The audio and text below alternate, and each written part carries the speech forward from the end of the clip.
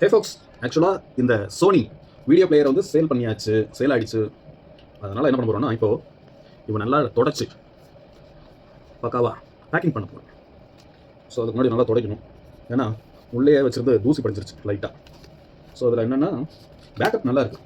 Battery backup இருக்கு இல்லையா, battery backup நல்லா இதுக்குள்ளே சிடி இருக்குது. சிடி நம்மளோடது. சிடியை நம்ம எடுத்துருவோம். எடுத்துகிட்டு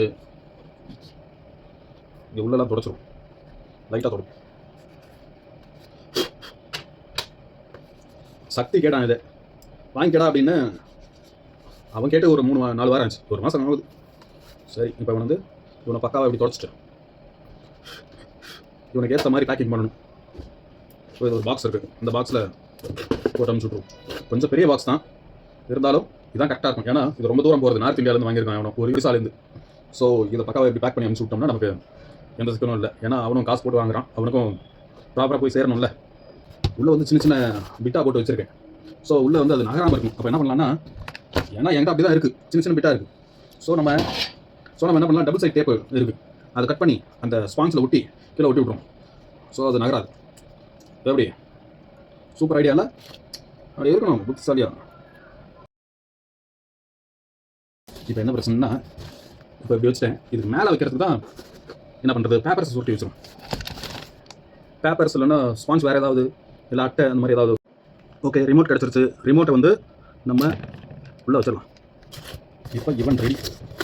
இவனை இந்த சைடு ஒருத்தர் சென்னையிலேருந்து எனக்கு பார்சல் அனுப்பிச்சார். அவர் என்ன பண்ணாருன்னா, ஃபஸ்ட்டு இப்படி எழுதியிருந்தார். அதாவது நடுவில் இந்த பிரிண்ட் இருக்குது. ஓகே, அமேசான் இந்த அட்டை பெட்டி மேலேயும் வந்து மார்க்கரில் இப்படி பேர் டூ ஃப்ரம் எல்லா அட்ரஸும் இப்படி எழுதியிருந்தார். ஏன்னா நடுவில் இந்த இது இருக்குது, அதனால் இங்கே நடுவில் எழுத முடியாது.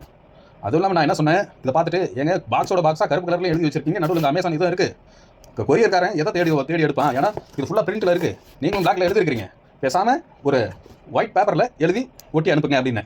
அதுக்கு அவர் எப்படி அனுப்பிச்சிருக்காருன்னா, இப்படி அனுப்பிச்சிருக்காரு. அதாவது ஒரு ஒயிட் பேப்பரில் இதே மாதிரி இந்த இடத்துல 2 அட்ரஸ், கீழே ஃப்ரம் அட்ரஸ், நடுவில் கேப்பு.